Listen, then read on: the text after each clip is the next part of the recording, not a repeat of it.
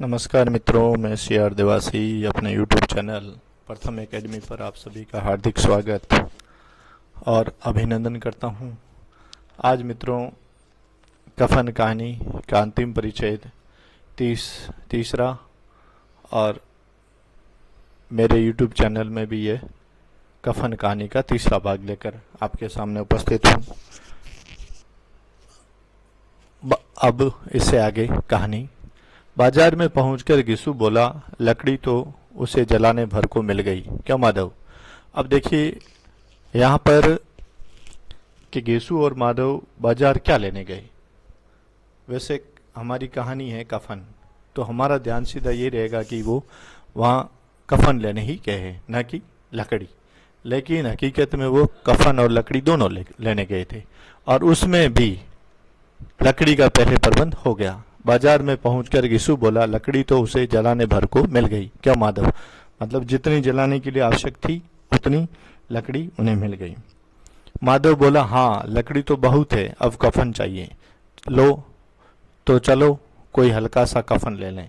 अब माधव बोला, हाँ लकड़ी जितनी चाहिए उतनी मिल गई, अब आगे चलते हैं और कफन लेते हैं। लेकिन कफन भी कैसा लेंगे? हल्का कफन लेंगे। हाँ और क्या, लाश उठते उठते रात हो जाएगी और रात को कफन कौन देखता है। अब देखिए वो उनका नजरिया कैसा है, उनकी सोच कैसी है। वो कह रहे हैं कि शाम हो जाएगी और शाम को कौन कफन देखेगा, हल्का है, भारी है, अच्छा है, बुरा है, रंगीन है या फिर कैसा है, वो कोई रात को कोई नहीं देखेगा। ऐसे में जैसा होगा वैसे चलेगा। यानी कि कफन के लिए क्या आया है कि कफन कैसा लेने की कोशिश कर रहे हैं? हल्का। कैसा बुरा रिवाज है जिससे जीते जी तन ढाकने को चिथड़ा भी ना मिले, उसे मरने पर नया कफन चाहिए। अब देखिए यहाँ सामाजिक व्यवस्था की बात हो रही है। यानी कि जब वो स्त्री दर्द से तड़प रही थी उस समय उसे इलाज के लिए पैसे चाहिए थी, नहीं मिले, और उस स्त्री ने इस घर में व्यवस्था, जो एक सिस्टम कहा जाता है, उसको माधव और गिसु के घर में जो एक व्यवस्था होती है उस व्यवस्था को बनाने की कोशिश किसने की थी? बुधिया ने की थी। लेकिन इन दोनों लोगों ने उसे तन ढकने के लिए कपड़े की भी व्यवस्था नहीं कर पाए थे। लेकिन अब वो मर चुकी है तो उसे क्या चाहिए? कफन। और उसके लिए दोनों क्या कर रहे हैं? प्रयास कर रहे हैं। जमींदार के पास में गए, फिर बनिया और सेठ थे उन लोगों के पास में भी गए, और मतलब एक व्यवस्था ऐसी है जो नहीं होनी चाहिए वहां पर हो रही है, और जहाँ होने आवश्यक थी उसमें कुछ नहीं हुआ। कफन लाश के साथ ही जल ही तो जाता है। अब ये कह रहा है कि कफन हल्का लें, भारी लें, कैसा भी लें, क्या फर्क पड़ता है, वो तो एक दिन शाम को तो वैसे ही जब लाश जलेगी उसके साथ में तो जलेगा। और क्या रखा रहता है, यही 5 रुपए पहले मिलते तो कुछ दवा दारू कर लेते। अब यहाँ ये कह रहे हैं कि देखिए उन्हें कितने रुपए कफन के लिए जब वो मांगने निकले तो उन्हें कितने पैसे मिले? 5 रुपए मिले। और कुछ दवा, अगर वो 5 रुपए अगर पहले मिल जाते तो वो शायद दवा दारू कर लेते। लेकिन जैसे इन दो पात्रों की जो भूमिका है उससे ऐसा नहीं लगता कि वो व्यवस्था, अगर पैसे पहले भी मिलते तो वो उसके लिए कुछ व्यवस्था कर लेते, क्योंकि वो दोनों कामचोर हैं और आलसी हैं। और जब तक उनके पास में 2-4 फाके का अनाज नहीं बचता था तब तक वो मेहनत भी नहीं करते थे। तो ऐसे लोग अगर पैसे पहले मिल भी पाते तो कैसे कफन के उसके लिए दवा दारू की व्यवस्था कर पाते? ये विश्वास नहीं हो रहा है। अब एक देखो यहाँ पर ये आ रहा है कि 5 रुपए। देखिए ये कफन के लिए जो पैसे की व्यवस्था हुई थी उसमें सबसे पहले जमींदार जी ने कितने रुपए दिए थे? 2 रुपए थे। फिर दूसरे वालों ने सभी ने किसने 2 आने, किसी ने 4 आने वगैरह दिए हैं। तो वहां 2 रुपए जो जमींदार के वो उल्लेखनीय है। दोनों एक दूसरे की मन की बात ताड़ रहे थे और बाजार में इधर इधर घूमते रहे। यानी दोनों एक दूसरे को मन की बात समझ रहे थे और उन्हें कफन लेना नहीं था, वो सिर्फ बाजार देख रहे थे और घूम रहे थे। कभी इस बाजार की दुकान पर गए, कभी उस दुकान पर, तरह तरह के कपड़े रेशमी और सूती देखे, मगर कुछ जचा नहीं। अब देखिए यहाँ कफन के लिए 2-3 शब्दों का प्रयोग हुआ है। कफन कैसे लेने की उन्होंने कोशिश की? हल्का, लेकिन लिया नहीं। फिर ये कह रहे हैं दुकानों पर घूम रहे हैं तो वहां पर रेशमी और सूती कपड़ा देख रहे हैं, लेकिन वो भी उनको पसंद नहीं आया। और अंत में वो वैसे कफन लेते ही नहीं है। यहाँ तक कि शाम हो गई और ऐसे ऐसे वो एक दुकान से दूसरी दुकान जाते जाते क्या हो गई, शाम हो गई, लेकिन वो कफन नहीं ले सके।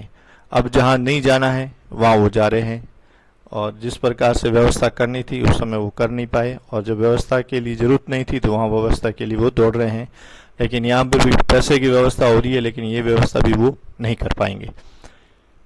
तब दोनों ने न जाने किस देवी प्रेरणा से एक मधुशाला के सामने जा पहुंचे, यानी कि उसके बाद में उन्हें एक देवी प्रेरणा, उनकी आंतरिक शक्ति ने आवाज दी और वो सीधे कहाँ जाकर पहुंच गए, मधुशाला के सामने।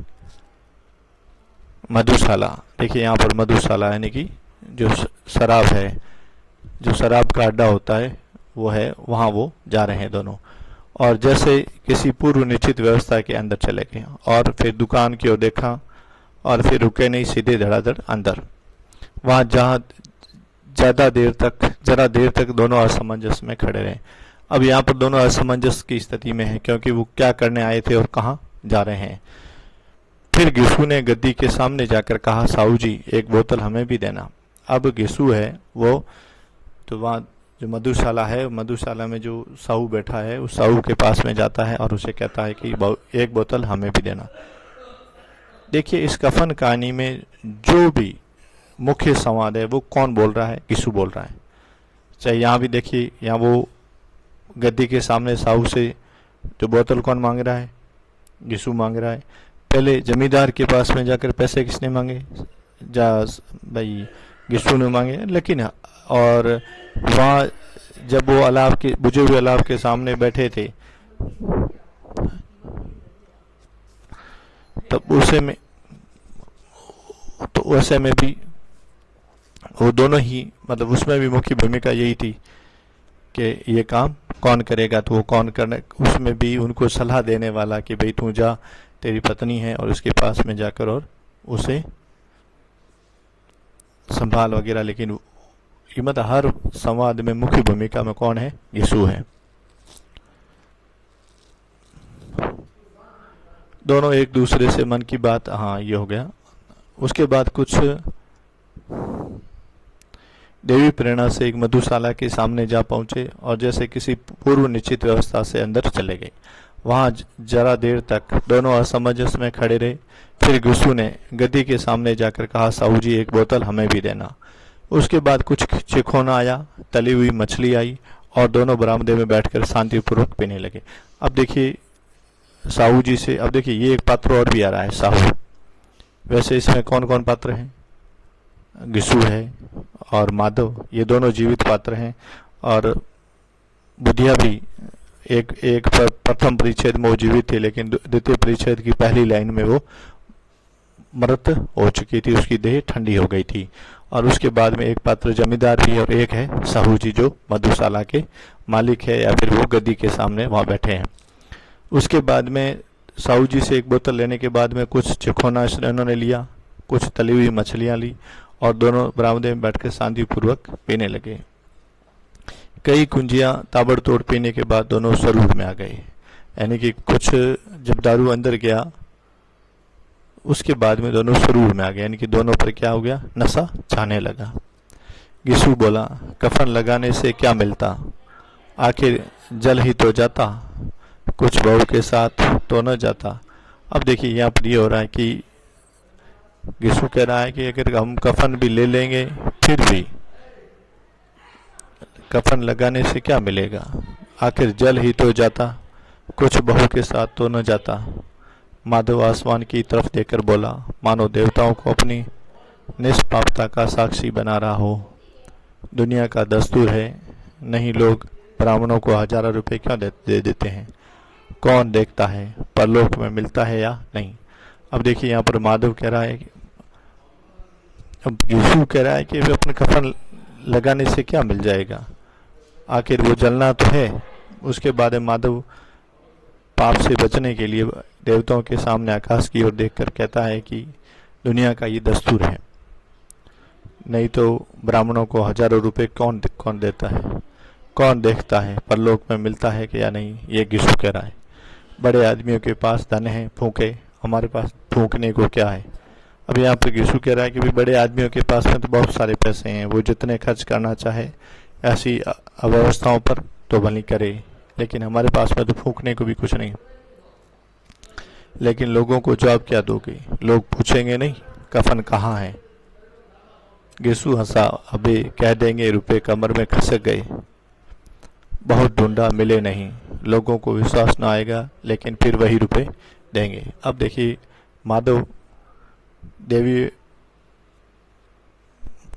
माधव यहाँ हर बात में संकोच कर रहा है। यहाँ भी वो संकोच कर रहा है कि लेकिन जब हम पैसे खर्च कर रहे हैं तो उसके बाद में हम वापस जाएंगे तो लोग पूछेंगे कफन कहाँ है, तो अपन क्या बताएंगे? तब यीशु हंस के कह रहा है कि हम कह देंगे कि रुपए तो खिसक गए, यानी कि गिर गए, बहुत ढूंढा पर मिले नहीं। लोगों को अपनी बात पर विश्वास तो नहीं होगा, लेकिन वही लोग वापस हमें रुपए देंगे। माधव भी हंसा इस अनपेक्षित सौभाग्य पर, बोला बड़ी अच्छी थी बेचारी, मरी तो खूब खिला पिला कर।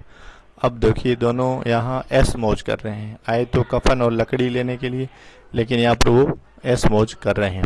ऐश मौज क्या कर रहे हैं कि वो यहाँ पर वो दारू पी रहे हैं, चिखोने आए हैं, मछलियाँ आई है, ये सभी वो खा पी रहे हैं, ऐश मौज कर रहे हैं। तो ऐसे में ये जो ऐश मौज है वो ये जो एक प्रकार का अनपेक्षित सौभाग्य तो ही था, क्योंकि उन्होंने जिंदगी में कभी भुने हुए और उबले हुए आलू या फिर ईख वगैरह ये तो खाया, इससे ज़्यादा तो उन्होंने कुछ खाया ही नहीं। और एक बार यीशु को एक जमींदार की बारात में भरपेट भोजन मिला था, और उसके बाद में मिला है तो ये अभी जो कफन के पैसों से मिल रहा है। तो इस यहाँ पर ये अनपेक्षित सौभाग्य कौन सा है? ये है जो माधव की पत्नी के मरने के बाद में उसके कफन के पैसे हैं, उससे वो है।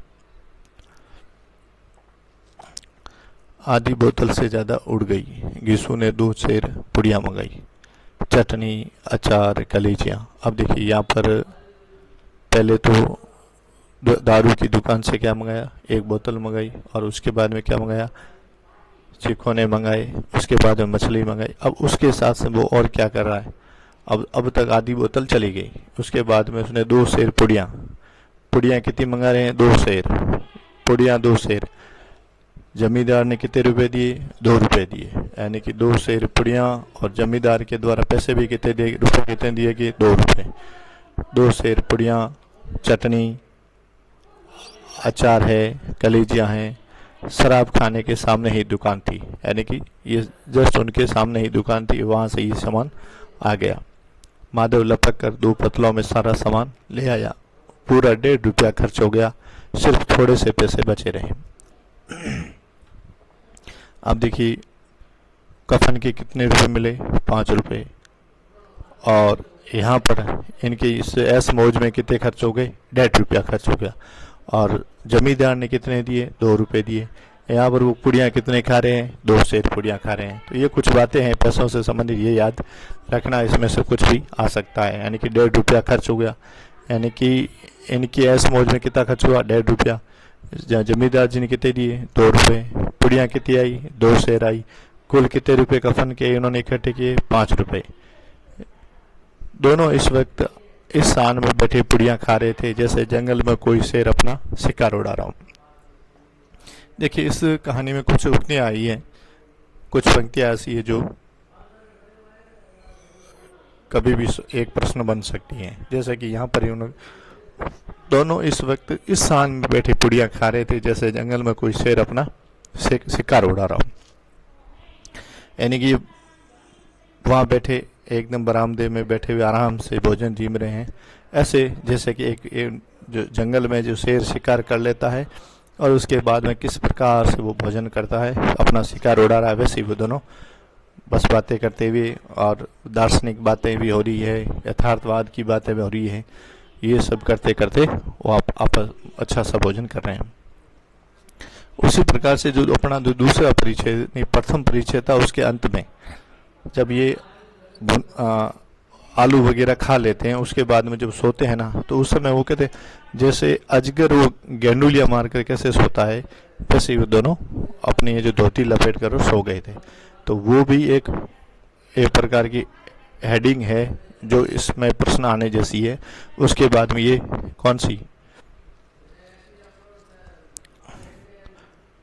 ये है ना जो जंगल में कोई जैसे शेर है अपना शिकार उड़ा रहा है, तो वो दोनों जैसे कि वो उपमा दी गई थी अजगर जैसे गेंडुलिया मार के सो रहा है, वैसे कौन कौन सो रहे थे, केशव और माधव। यहाँ भोजन कौन दोनों वैसे उड़ा रहे हैं, शेर की तरह जैसे जंगल में शेर उड़ाता है, दोनों यही केशव और माधव। ये दोनों उक्तियाँ या फिर दोनों पंक्तियाँ किससे संबंधित है, ये दोनों केशव और माधव से संबंधित। एक उक्ति आई शेर से संबंधित और एक आई ये अजगर जैसे गंडुलिया मारकर सोता है। न जवाबदेही का खौफ था, न बदनामी की फिक्र। इन सब भावनाओं को उन्होंने बहुत पहले ही जीत लिया था। अब देखिए यहाँ पर इनका जैसा व्यवहार है, जैसे इनकी वो उसमें है कि ये इन दोनों को न तो कोई जवाबदेही थी और न इनको कोई किसी प्रकार की बदनामी का फिक्र था। गिसु दार्शनिक भाव से बोला, हमारी आत्मा प्रसन्न हो रही है तो क्या उससे पुण्य न होगा। अब देखिए यहाँ पर यह है कि देखिए यहाँ पर गिसु दार्शनिक, अब दार्शनिक भाव भी किसके हैं, गिसु के हैं। यानी कि हर काम में आगे कौन है, गिसु ही है। कोई भी इसमें से अगर कोई लाइन अगर आपको आती है तो ज्यादातर अगर वो आएगी तो वो किससे संबंधित होगी, उसका सीधा सट उत्तर किसका होगा, वो गिसु का होगा और किसी का नहीं होगा। तो गिसु दार्शनिक भाव में बोल रहा है। अब ये देखिए ये दार्शनिक पंक्ति है यहाँ पर, हमारी आत्मा। अब देखिए जब उन दोनों ने भोजन किया, उन्होंने जिंदगी में सिर्फ 2 बार भोजन अच्छा किया है। एक जब गिसु ने किया था जब वो जमींदार की बारात में गया था, और उसके बाद में ये कफन के पैसों से कर रहा है। यानी कि ये इसलिए वो दार्शनिक भाव में बोल रहा है कि इस भोजन करने के बाद में जो हमारी आत्मा प्रसन्न हुई है तो इसका पुण्य उसे ही तो मिलेगा, यानी कि बुद्धिया को ही तो मिलेगा। माधव ने श्रद्धा से सिर झुकाकर तस्दीक की जरूर से जरूर होगा।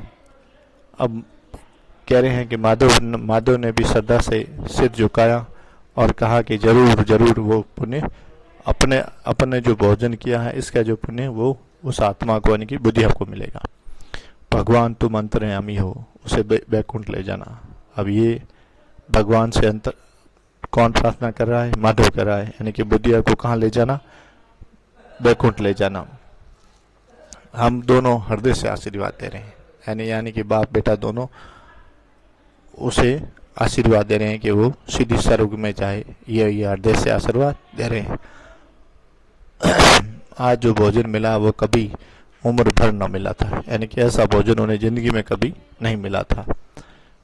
एक क्षण के बाद माधव के मन में एक शंका जागी। बोला, क्यों दादा, हम लोग भी एक न एक दिन वहां जाएंगे ना। अब माधव कह रहा है कि क्या दादा, एक दिन हमें भी तो वहां जाना है, और उस समय वहां जवाब कौन देगा। यीशु ने इस भोले भाले सवाल का कुछ उत्तर न दिया। इस परलोक की बातें सोचकर इस आनंद में बाधा न डाल।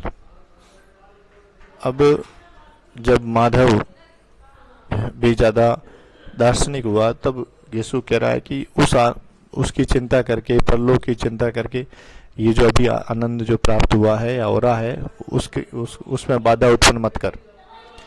जो वहां हम लोगों से पूछे कि तुमने हमें कफन क्यों नहीं दिया तो क्या कहोगे। अब माधव कह रहा है कि जब हम वहां स्वर्ग में या फिर ऊपर जाएंगे तो फिर वहां पर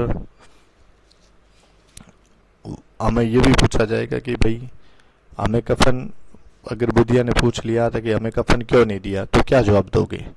कहेंगे तुम्हारा सिर। पूछेगी तो जरूर। अब माधव कह रहा नहीं, पूछेगी तो जरूर। तू कैसे जानता है कि उसे कफन न मिलेगा। तू मुझे ऐसे गधा समझता है। 60 साल किया दुनिया में घास खोदता रहा हूं, उसको कफन मिलेगा और बहुत अच्छा मिलेगा। अब यीशु कह रहा है, यीशु ने जो 60 साल व्यतीत किए हैं तो उसके पास में उसका तजुर्बा है, अनुभव है। वो कह रहा है कि यीशु कह रहा है कि बुद्धिया को कफन भी मिलेगा और जरूर मिलेगा।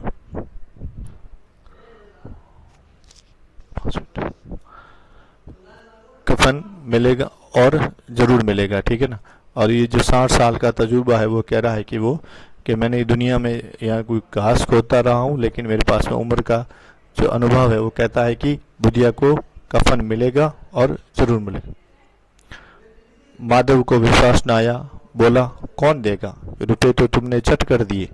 वह तो मुझसे पूछेगी, उसकी मांग में तो सिंदूर मैंने डाला था। अब माधव कह रहा है कि रुपए तो थे, वो पूरे ऐश मौज में हम दोनों हमने उड़ा दिए पूरे पूरे। अब देखिए इनके खर्च में कितने रुपए खर्च हुए, 1.5 रुपया खर्च हुआ है। तो वो उन्होंने कहा कि पैसे तो अपन ने खर्च कर लिए, और अब अपन कैसे उनके लिए वो कफन की व्यवस्था करेंगे। और कह रही, और वो जब हम वैकुंठ में जाएंगे तो वो मेरे से पूछेगी, क्योंकि सिंदूर किसने, मैंने डाला था उसके। कौन देगा, बताते क्यों नहीं, वही लोग देंगे जिन्होंने अब की दिया है। हाँ, अब की बार अब की रुपए हमारे हाथ नहीं आएंगे। अब यीशु कह रहा है कि रुपए तो वही देंगे जो अभी हमें 5 रुपए इकट्ठे करके दिए, वही लोग हमें वापस पैसे देंगे, कफन की व्यवस्था करेंगे। लेकिन अब की बार वो हमें रुपए नहीं देंगे, वो खुद लाएंगे और उसमें, और इससे जो अपन ले जाते उससे अच्छा कफन वो उसकी व्यवस्था करेंगे। लेकिन पैसे हमारे हाथ में नहीं आएंगे, क्योंकि हम विश्वास के लायक ही है नहीं। जो जो अंधेरा बढ़ता था और सितारों की चमक तेज होती थी, मधुशाला की रौनक भी बढ़ती जाती थी। कोई गाता था, कोई डींग मारता था, और कोई अपने संगी के गले लिपटा जाता था। कोई अपने दोस्त के मुंह में कूलर लगाई देता था। अब ये पूरा दृश्य वो कहाँ का है, मधुशाला का है, जहाँ पर अंधेरा बढ़ रहा है। वैसे वैसे जैसे ही अंधेरा बढ़ रहा है और वहाँ की रौनक बढ़ रही है। कोई गा रहा है, कोई डींगे मार रहा है, और कोई अपने संगी के साथ गले लिपट कर नाच रहा है। ये पूरा पूरा दृश्य कहाँ का है, ये है मधुशाला का। वहाँ के वातावरण में सरूर था, हवा में नशा, मतलब एक तरह की मस्ती छाई हुई थी। और हवा में जब ये लोग, इनके जो धीरे धीरे जो नशा चढ़ रहा था, वो नशा है वो अब हवा में भी मिल चुका था। कितने तो यहाँ आकर एक चुल्लू में मस्त हो जाते थे, यानी कि जिन लोग, कुछ लोग तो ऐसे थे वो एक चुल्लू मतलब बहुत कम पीते और उससे ही वो मदहोश हो जाते थे। शराब से ज्यादा यहाँ की हवा उन पर नशा करती थी। यानी कि यहाँ पर जो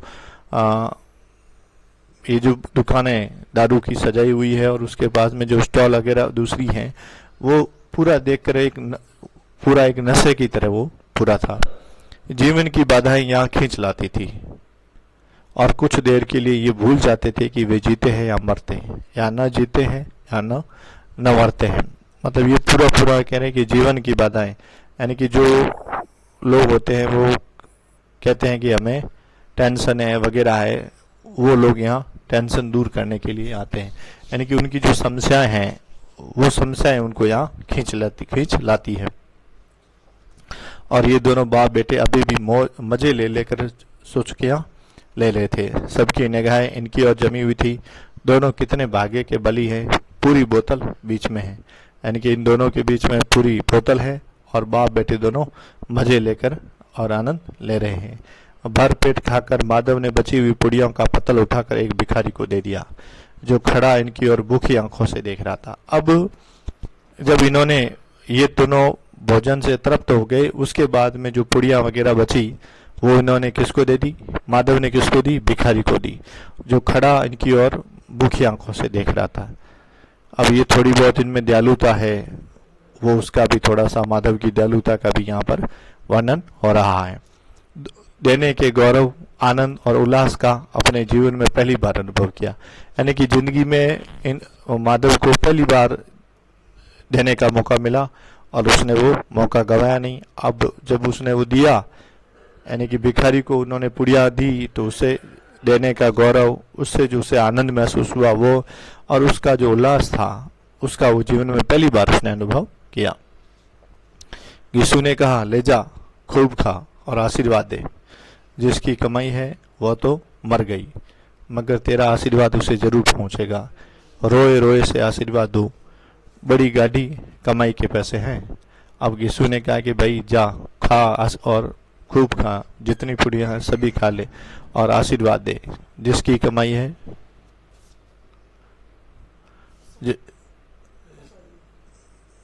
जिसकी कमाई है वो तो मर गई, मगर तेरा आशीर्वाद उसे जरूर पहुंचेगा। रोए रोए में उसे जरूर पहुंचेगा। रोए रोए से आशीर्वाद दो और बड़ी गाड़ी कमाई के पैसे हैं। माधव ने फिर आसमान की तरफ देखकर कहा, वह बैकुंठ में जाएगी दादा, बैकुंठ की रानी बनेगी। अब माधव कह रहा है कि दादा वो तो सीधी बैकुंठ जाएगी और वहां की रानी बनेगी। अब देखिए ये एक बात हो सकती है कि वह बैकुंठ में जाएगी और बैकुंठ की रानी बनेगी, इसके भी आने की संभावना बन सकती है। गीसु खड़ा हो गया और जैसे उल्लास की लहरों में तैरता हुआ बोला, हाँ बेटा, बैकुंठ में जाएगी, किसी को सताया नहीं, किसी को दबाया नहीं, मरते मरते हमारी जिंदगी की सबसे बड़ी लालसा पूरी कर गई। अब देखिए यहाँ पर ये एक प्रश्न बन सकता है कि वो मरते मरते हमारी जिंदगी की सबसे बड़ी लालसा पूरी कर गई। अब ये कथन कौन कह रहा है? गीसु कह रहा है। लेकिन इनकी सबसे बड़ी लालसा क्या थी?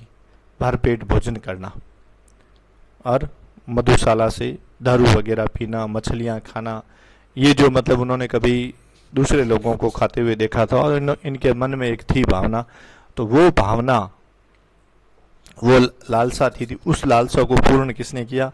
जो बुधिया के जो कफन के पैसे आए उससे थे। तो ऐसे में वो यीशु कह रहा है कि हाँ क्यों नहीं, उसने जब किसी को सताया नहीं, किसी को दबाया नहीं और हमारी भी जो लालसाएं थी तो उनको भी इसने पूरा किया, तो वो तो जरूर बैकुंठ जाएगी और वहां की रानी बनेगी।